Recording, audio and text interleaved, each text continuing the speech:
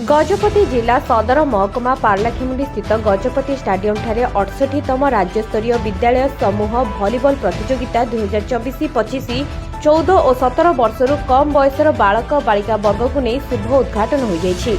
ଏହି ପ୍ରତିଯୋଗିତାରେ ରାଜ୍ୟରୁ 30ଟି ଜିଲ୍ଲା ଓ ଭୁବନେଶ୍ୱର ସମେତ 31ଟି ଦଳ ମଧ୍ୟରୁ 814 ଜଣ ପ୍ରତିଯୋଗୀ ସାମିଲ ହୋଇଛନ୍ତି। ଏହି ପ୍ରତିଯୋଗିତା ଆଜିଠାରୁ 9 ତାରିଖ ପର୍ଯ୍ୟନ୍ତ ଅନୁଷ୍ଠିତ ହେବ। ଉକ୍ତ ପ୍ରତିଯୋଗିତାରେ ପ୍ରତ୍ୟେକ ଜିଲ୍ଲାରୁ ଶ୍ରେଷ୍ଠ ବିଜେତା ହୋଇଥିବା ଦଳ ଏହି ରାଜ୍ୟସ୍ତରୀୟ ପ୍ରତିଯୋଗିତାରେ ଅଂଶଗ୍ରହଣ କରିବେ। ଏହି ପ୍ରତିଯୋଗିତାରେ ଜିଲ୍ଲାପାଳ ବିଜୟ କୁମାର ଦାସଙ୍କ ଅଧ୍ୟକ୍ଷତାରେ ଅନୁଷ୍ଠିତ କାର୍ଯ୍ୟକ୍ରମରେ ସମ୍ମାନିତ ଅତିଥି ଭାବରେ ଗାବରା ତିରୁପତି ରାଓ, ସଭାପତି ଜିଲ୍ଲା ପରିଷଦ ଗଜପତି ପ୍ରମୁଖ ମଞ୍ଚାସୀନ ଥିଲେ। ଏହି ଅବସରରେ ଜିଲ୍ଲାପାଳ ରାଜ୍ୟସ୍ତରୀୟ କ୍ରୀଡ଼ା ପତାକା ଉତ୍ତୋଳନ କରି କହିଥିଲେ ଯେ ଗଜପତି ଜିଲ୍ଲାରେ ରାଜ୍ୟସ୍ତରୀୟ ଭଲିବଲ ପ୍ରତିଯୋଗିତା ଆୟୋଜିତ ହୋଇଥିବାରୁ ଆମ ଜିଲ୍ଲା ପାଇଁ ଗର୍ବ ଓ ଗୌରବର ବିଷୟ।